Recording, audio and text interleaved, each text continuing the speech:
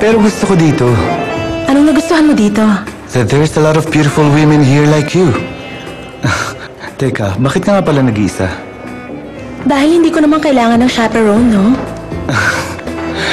Gusto bagay, I don't think you need any either. Gusto kong nagdedesisyon mag-isa. Mukhang mahirap ang ganyan. I mean, when you dance tango. Marunong ka magtango?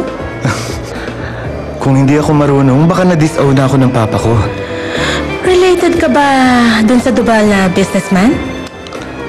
Oo, siya kasi nagpangalan sa akin ng Dubal Jr. eh. Ah, papa mo pala siya. You know him? Hindi sa personal, pero kilala siya sa real estate business bilang isang magaling na investor. So, real estate pala ang trabaho mo? Beginner pa lang. Kung ganun, bibigyan kita ng una mong lesson. I'm sorry? Sa tango, I mean... Pero hindi ako sumasayaw ng tango. Hindi problema yan, I can teach you. Kailangan mo lang magpadala sa isang determinadong partner. Pwede ba?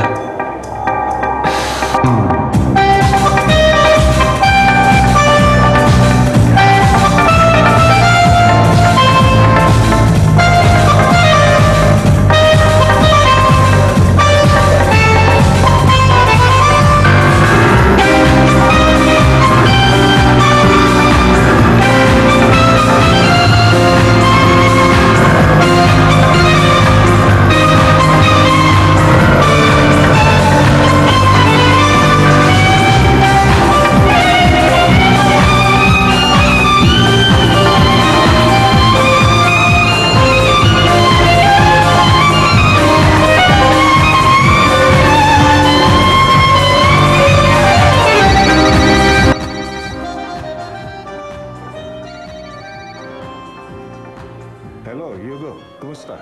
Okay lang. Lorenzo, sabihin mo sa akin, nasa bahay ka ba o nasa opisina? Nagsisinungaling ako kung sasabihin ko yun. Sabi ko na eh. Kung gano'n, nasa hotel ka. Oo, gano'n na nga. Huwag mo lang questionin ang desisyon ko, pwede? Follow my advice, Lorenzo. Umuwi ka na lang. Hugo, hindi pwede. Lalo pa ngayon na mag-isa siyang... makikipagkita sa lalaki, no? Okay. Okay, sige. I have to go. Bye.